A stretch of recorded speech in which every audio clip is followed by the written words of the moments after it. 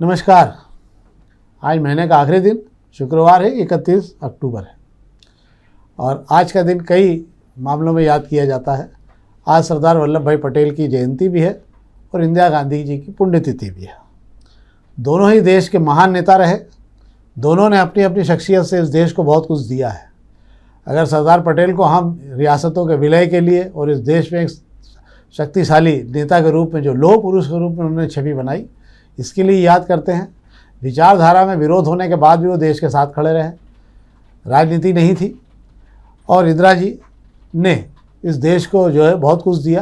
कई उनके कार्यक्रम लागू हुए, चाहे हरित क्रांति हो, चाहे बैंकों का राष्ट्रीयकरण हो, और सबसे बड़ी बात, वे अमेरिका के सामने झुकी नहीं कभी। उन्होंने इस देश को लेकर कभी झुकने का काम नहीं किया और पूरी ताकत से उन्होंने बांग्लादेश को पाकिस्तान से अलग करा दिया। तो दोनों शख्सियत पर जो है मुझे ऐसा लगता है कि होना चाहिए बात, और ऐसा लगता है कि दोनों के अपने अपने एक नज़र से देखा जाना है। केवल राजनीतिक लाभ के लिए अगर हम किसी दूसरे नेता को दरकिनार करते हैं तो दुख होता है। आप इसलिए राजनीतिक रूप से दूर करना चाहते हो किसी बड़े नेता को, ये लोकतंत्र की परिभाषा नहीं है। ये लोकतंत्र इस देश में विश्व का सबसे बड़ा लोकतंत्र का ग्रंथ जो है वो इसी देश में लिखा गया, और उसका मूल कारण यह था कि पक्ष और विपक्ष होने के बाद भी एक दूसरे के प्रति आदर का भाव बहुत ज़्यादा रहा। चाहे कुछ भी हो जाए, विचारों को लेकर लाख विरोध हो, इसके बाद भी कभी इस देश में जो लोग शहीद हुए, जिन लोगों ने इस देश के लिए अपनी जान दी या जिन लोगों ने इस देश के लिए सेवा की, उनका सम्मान सब ने किया, चाहे वो पक्ष में रहे हो, चाहे वो विपक्ष में रहे हो, चाहे विरोध में रहे हो। पर दुख है, आज शहर में भी कुछ हुआ क्या? आज शहर में लौह पुरुष जो कि आप बात कर रहे हैं, सरदार वल्लभ भाई पटेल की छोटी ग्वालटोली में प्रतिमा लगी हुई है। वहाँ पर सुबह भाजपा ही जमा हुए थे पहले, उसके 1 घंटे बाद कांग्रेस ही आ गए थे। पर चूंकि जैसा कि आप बात कर रहे हैं, भले विचारधारा कुछ भी रही हो, कुछ भी रहा हो, एक इतने बड़े महान व्यक्तित्व के लिए जितनी भाजपाइयों को या कार्यकर्ताओं को जो सियासत करते हैं उनको जुटना था, वे जुट नहीं पाए। अभी बात कर लेता हूँ मैं, अगर सुमित मिश्रा की अगर बात कर लेता हूँ, उनकी टीम को बने 4 दिन भी नहीं हुए हैंगे। उस टीम में 34 सारथी उनको दिए गए हैं, उन 34 सारथियों में से आधे भी नहीं पहुंचे थे। ये मैं आपको बता देता हूँ, बड़ा दुखद पहलू हैगा। जबकि यूनिटी फॉर रन के लिए प्रधानमंत्री नरेंद्र मोदी ने आह्वान किया था और वे खुद सुबह 7 बजे जो है पटेल प्रतिमा पर जो बात कर रहे हैं अहमदाबाद में जो बनाई गई, वहाँ पहुँच गए थे। पर इंदौर के जो नेता हैं, इंदौर के जो कार्यकर्ता हैं, पद पाने के बाद में जो रजाई ओढ़ के सो गए थे, क्योंकि आज जो बारिश हो रही थी उसकी ठंड उन्हें लग रही थी। और ये बड़ा दुखद पहलू है। बारिश भी नहीं हो रही थी, इतनी वो उन्हें लग रही थी। फिर मैं कांग्रेस की अगर बात कर लेता हूँ, चिंटू चौकसे की अभी टीम बन नहीं पाई हैगी। उसके बावजूद कांग्रेसियों की दिलचस्पी भी कम लगी। हालांकि भाजपा के मुकाबले कांग्रेसियों की भीड़ जो थी पटेल प्रतिमा पर ज्यादा थी। इंदिरा गांधी प्रतिमा पर तो सिर्फ कांग्रेस ही गए थे, ये उन्हीं का ही अधिकार क्षेत्र में आता है। भाजपा उधर भटकते भी नहीं हैंगे। तो ये तो एक सामान्य चर्चा थी जिस पर हमको लगा कि आज बात करना चाहिए। हम 2 महान नेताओं को, हम नतमस्तक है दोनों के सामने, पर 2 महान नेताओं में दूरी नहीं होना चाहिए, दोनों का सम्मान होना चाहिए। कुछ ना कुछ तो देश को दिया ही है, इस हिसाब से नहीं होना चाहिए। इसलिए हमको लगा कि ये बात आपके संज्ञान में भी आना चाहिए कि जो हो रहा है वो ठीक नहीं है। राजनीतिक रूप से किसी को नीचा दिखाने के लिए ये नहीं किया जाना चाहिए। अब हम खबरों की बात कर लेते हैं। हम अग्निबाण खबरों की बात कर रहे हैं। अग्निबाण खबरों में एक खबर ये है कि पंडरीनाथ मस्जिद से मच्छी बाजार जाने वाली जो सड़क है वो चौड़ी होगी।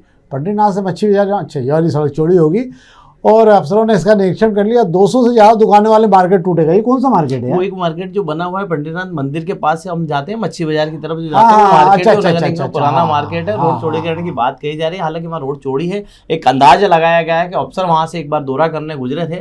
मैं आपको बता देता हूँ कि सरवेटे टू गंगवाल वाली सड़क को जो शुरू करना है उसको लेकर सारी तैयारियां चल रही है। और जो हिस्सा रह गया है, मैं आपको बता देता हूँ, जो नीचे वाला हिस्सा रह गया है चंद्रभागा के पास का, उसको भी बनाने की बात कही जा रही है। ऐसे में पूरी लाइन को एक जैसा करके मुझे लगता है राजनेताओं में जो है कहीं ना कहीं दिलचस्पी इस रोड को लेकर ली है। गोलू शुक्ला दिलचस्पी ले रहे हैं, महापौर भार्गव दिलचस्पी ले रहे हैं। तो मुझे लगता है कि सरवेटे से गंगवाल वाली सड़क के ये सारे हिस्से हैंगे, तो बहुत जल्दी इस सड़क को मुझे लगता है आपको दिखाई देगी कि कुछ हुआ है। वरना स्मार्ट सिटी की ये पहली सड़क है जो अब तक पूरी नहीं हो पाएगी, और स्मार्ट सिटी का जो पूरा बोरिया बिस्तर है वो बन चुका है।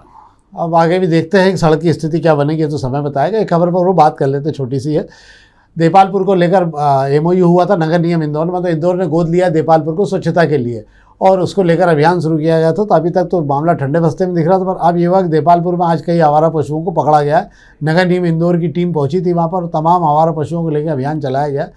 क्या माना जाए, शुरुआत हो गई? हाँ, यही कहा जाएगा कि सफाई अभियान की शुरुआत हो गई है। मैं आपको बता देता हूँ कि इंदौर को जो है सफाई में महागुरु बनने पर जो है गोद के रूप में जो है देपालपुर दिया गया है, और देपालपुर को सफाई में अव्वल बनाने के लिए या उसकी दशा सुधारने के लिए अफसरों ने दौरे भी कर लिए, सर्वे भी करा लिया गया। उसके बाद तय हुआ था कि देपालपुर की एक बड़ी समस्या है, वहाँ आवारा पशुओं की समस्या है।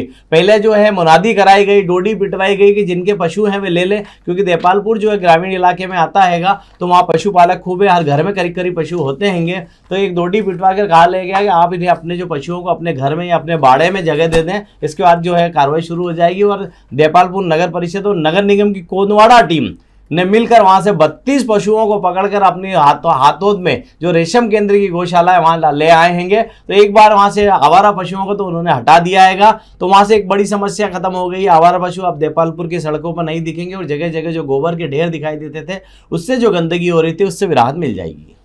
देपालपुर नगर परिषद का राजस्व सुधारने को लेकर कोई प्लान दिया है क्या कि भगवान भरोसे है? सर, राजस्व सुधार पे भी काम नहीं हो रहा है, सिर्फ सफाई की बात हो रही है। इससे तो खर्चे और बढ़ जाएंगे। हम प्रभात किरण की खबरों की बात कर लेना। प्रभात किरण की एक खबर ये अच्छी है, ये कि जो आपको याद होगा कि वार्ड 74 जो है उसमें खूब हल्ला मच गया था और बड़ा अधिकारियों में पार्षदों में विरोध हुआ था।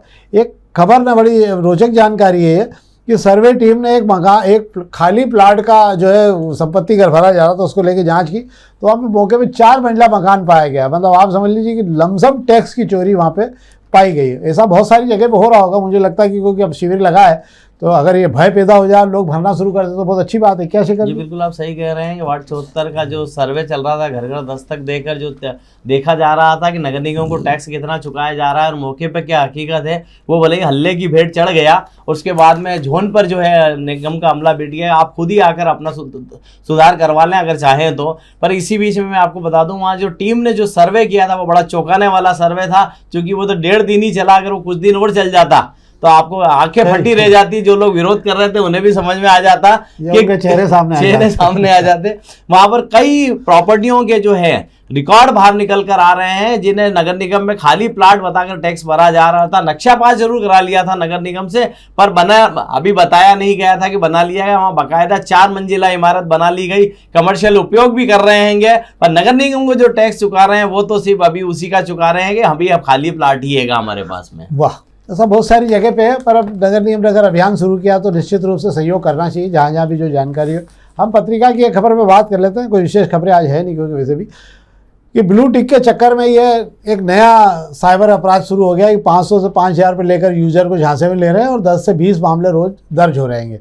ये जो भी लोग यूट्यूब वगैरह पे काम करते रहते हैं उनको लेके कि आपको ब्लू टिक वगैरह लग मिल जाए सोशल मीडिया प्लेटफॉर्म पर, तो ब्लू टिक मिलता है तो उसका लाभ मिलता है, तो उसको लेकर जो तमाम युवा जो है वो उसमें फंस जाते हैं। पर चूँकि थोड़े पैसे जाने का मामला, इस पर मामला दर्ज नहीं होता है। क्या मामला है? जी बिल्कुल आप सही कह रहे हैं। सोशल मीडिया का ज़माना है, हर कोई व्यक्ति सोशल मीडिया पे अपनी अप्रोच बढ़ाना चाहता है। सोशल मीडिया की जो एक लत है, मैं ये कह दूँ लत है या बीमारी कह दूँ मैं, इसने इतना घेर लिया है कि युवा वर्ग सबसे ज़्यादा इसकी गिरफ्त में आया हैगा। बात कर रहे हैं अब जिस ब्लू टिक की बात कर रहे हैं, इंस्टाग्राम कर लो, फेसबुक कर लो, अपने फॉलोअर्स बढ़ाने के लिए जो है ब्लू टिक लगता है। जिन लोगों का ब्लू टिक लगा रहता है उससे अपने आप का स्टेटस सिंबल हो गया है युवाओं में, चर्चित रहने के लिए, ज़्यादा लोगों तक पहुंच बनाने के लिए। अगर आप ऐसे नहीं पहुंच पा रहे हैं तो काफ़ी लोग या आपसे संपर्क करने को तैयार हैं, और आपको एक स्कैम के तहत आपको ब्लू टिक दिखा देंगे, आपके जो प्रोफाइल पर ब्लू टिक आ जाएगा, लोग उसी में खुश हो जाते हैं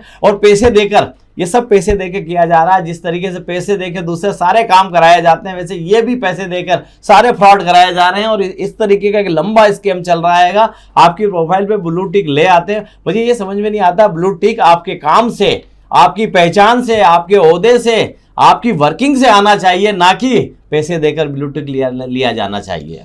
और ये परंपरा और आदत एक बार पड़ जाती है तो फिर आप तरीके से मतलब संस्कार भाग का काम नहीं कर सकते, आपको प्रवृत्ति हो जाती है, आप दूसरों से आगे निकलने के लिए छल कपट सबका सहारा लेने लगते हैं, जो आपके जीवन में भविष्य में बहुत सारी तकलीफें भी खड़ी करता है आपके लिए। अब हम दोपहर की खबरों की बात कर ले रहे हैं, दोपहर के पहले पेज की खबर की बात कर ले रहा हूँ। कल राज्य सरकार, केंद्र सरकार के तमाम जीएसटी सहित अन्य विभागों के आंकड़े भी आने हैं कल से कि क्या स्थिति रहेगी। तो सितंबर में 22 तारीख को जीएसटी की दरें कम हुई थी, तो पहले 7 दिनों में जो परिणाम आए थे उसके अंदर मध्य प्रदेश सरकार को भी जोरदार झटका लगा है और 539 करोड़ रुपए का फटका लग गया है। अक्टूबर महीने के आंकड़े तो बाद में आएंगे, पर केवल 7-8 दिन में ही जो जीएसटी का नुकसान हुआ है वो इतना ज़्यादा हो चुका है कि इसके कारण सरकार को अपने कर्ज कार्यक्रम में भी एक बार नए सिरे से तैयारी करनी पड़ेगी, क्योंकि कई विभागों का भट्टा बैठ चुका है। केवल ये बात जरूर है, मध्य प्रदेश में दारू जम के पी जा रही है और इसकी खपत 20% बढ़ गई है और जम के इसका मतलब राजस्व भी जम के बढ़ा, 1000 करोड़ रुपये बढ़ गया है 6 महीने के अंदर। तो ये बड़ी बात है मध्य प्रदेश में कि दारू को लेकर बाकी सब खनिज विभाग का भट्टा बैठ गया है, खनिज विभाग में राजस्व नहीं है और भी बहुत सारे विभाग हैं जिनके अंदर पीछे जा चुका। तो कल सबके आंकड़े आएंगे ही, पर आपको ये बता देता हूँ कि जो सितंबर माह का जीएसटी का नुकसान हुआ उसने ऐतिहासिक नुकसान है। सरकार को इसकी भरपाई केंद्र सरकार शायद नहीं करेगी तो नए कर्ज कार्यक्रम में इसको जोड़ना पड़ेगा। दूसरा ये है कि जो रूसी तेल के लिए ट्रंप ने कहा था कि हमारी मोदी जी से बात हो गई माय डियर फ्रेंड से, और उन्होंने कहा है कि जो है मैं दिसंबर तक तेल लेना मतलब रूस से बंद कर देंगे, और पूरी सरकार भिड़ गई थी कि कोई बात नहीं हुई और हमने कुछ नहीं कहा है और हम हमारे हिसाब से लेंगे जहाँ सस्ता मिलेगा। अब पूरी सरकार नहीं, पूरी तेल कंपनियां जो है सऊदी के जो अरब के देश हैं उस पर तेल खरीदने पहुंच गई। अबू धाबी से बड़े लमसम सौदे हो रहे हैं, रिलायंस तक भी पहुंच गई वहाँ पे। और अभी पिछले 10 दिनों में रूस को लेकर कोई नया ऑर्डर नहीं है। तो ये बता रहा है कि क्या हो रहा है और क्या झूठ बोला जा रहा है आपसे। जो चीज़ हो रही है वो बताने को तैयार नहीं है। कुल मिलाकर एक खबर और जिस पर हम बात कर लेते हैं यहाँ, एक ही कल 11 से, कल देवउठनी 11 से कल, और बड़े धूमधाम से शहर भर में जो है कल 11 बननी है। कल बम्पर आवक है गन्ने की, आज गन्ने की जो फसल है उसकी बम्पर आवक हैगी शहर में, और 20 से 30 गाड़ियाँ शहर में आ चुकी। कल आपको मालूम भी होगा कि कल 11 पर हर घर में लगभग तुलसी पूजन होता है। कल से देव उठ जाएंगे और देव उठने के बाद में अच्छे काम पे शुरू हो जाते हैं। बाकी दिन इस समय तो 6 महीने विभाग जो बाकी समय विभाग भोलेनाथ जी के पास रहता है, इसके बाद में विभाग जो है मंत्रालय सब भगवान विष्णु के पास वापस चले जाएंगे। तो जिनके काम बचे वो बाद में भी हो जाएंगे। कैसे गन्ने की जो आप बात कर रहे हैं, तो क्या हम उम्मीद कर सकते हैं कि इंदौर में इतना गन्ना आया है तो दिवाली पर जो गन्ना महंगा मिला था कम से कम ना जो है देव उठनी 11 पर तुलसी विवाह के समय तो गन्ना हमें थोड़ा सा है रियायत दामों पर मिल पाएगा, क्योंकि दिवाली पर गन्ने 80 से 100 रुपये पर हिसाब से मिले थे और बहुत महंगा गन्ना मिला था। हाँ ये बात तो है, पर इस बार गन्ने की हालत ये नहीं रहेगी। गन्ना इसलिए थोड़ा सस्ता है कि साथ गन्ने की हेल्थ के ऊपर भी निर्भर करता है कितना, तो बड़ा हेल्दी गन्ना होगा तो 40-50 रुपये से कम तो नहीं मिलेगा। तो ये तो थी हमारी अखबारी खबरें जिस पर हमने आपसे बात की। हम पहले ही आपसे बात कर चुके हैं सरदार पटेल और इंदिरा गांधी की जयंती को लेकर, इंदिरा गांधी की पुण्यतिथि को लेकर। हमारा आपसे आग्रह है इस कार्यक्रम को आप अधिक से अधिक देखें, लाइक जरूर करें और अपने मित्रों तक पहुँचाएँ। बहुत बहुत धन्यवाद।